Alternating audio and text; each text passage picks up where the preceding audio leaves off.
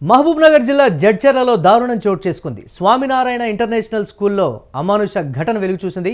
ఓ విద్యార్థిపై teacher కిరాతకంగా దాడి చేశారు. 8వ తరగతి చదువుతున్న సిద్ధార్థ్ అనే విద్యార్థిని టీచర్ కొట్టాడు.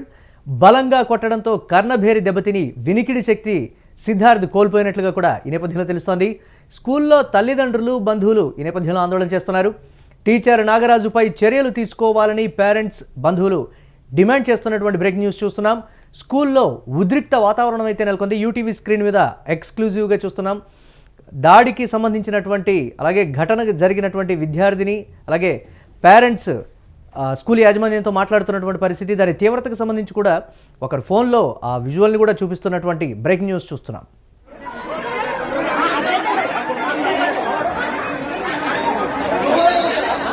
లాస్ట్ బెంచ్కి పోయిన వెతకనికే అప్పుడు వచ్చిండు, లేచినమంటే కొడుతూనే ఉండు, నొప్పి లేస్తుంది.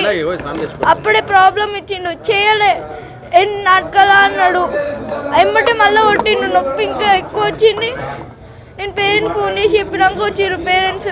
పొద్దున్నే బ్లీడింగ్ అయింది, లోపల ఇయర్ డ్రమ్ పోయింది, ఇన్పడలు 1 ఇయర్ వరకు అన్నాడు డాక్టర్.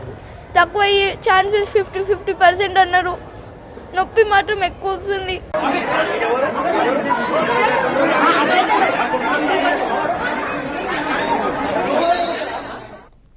రైట్, యూటీవీ స్క్రీన్ మీద ఎక్స్క్లూజివ్గా చూస్తున్నాం. టీచర్ నాగరాజుపై బంధువులు అలాగే పేరెంట్స్ దాడి చేస్తున్నటువంటి విజువల్స్ కూడా. విద్యార్థి చెప్తున్నది ఏంటి అని అంటే, ఒక ప్రాబ్లం ఇచ్చారు, ఆ ప్రాబ్లంకి సంబంధించి నేను చేస్తున్నాను, అక్కడ నుంచి లేచి వేరే దగ్గర కూర్చుందామని అనుకుంటున్న లోపల ఎక్కడికి వెళ్తున్నాం అనేటువంటి ఇదితోటి నేను చెప్పే లోపలనే నన్ను తీవ్రంగా కొట్టినటువంటి పరిస్థితి ఉంది.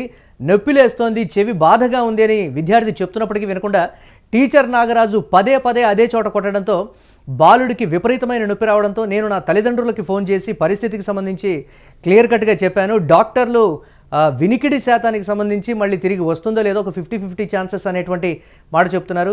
ఇప్పటికీ కూడా నేను తీవ్రమైనటువంటి బాధతోనే ఉన్నాను. నేను చెప్పేది కనీసం టీచర్ వినేటువంటి సిచ్యువేషన్లో కూడా లేరు అని అంటే, ఆ బాలుడు చెప్పేదాన్ని బట్టి ఆ స్కూల్లో ఆ టీచర్ నాగరాజుకు సంబంధించి గతంలో కూడా విమర్శలు అయితే ఉన్నాయి.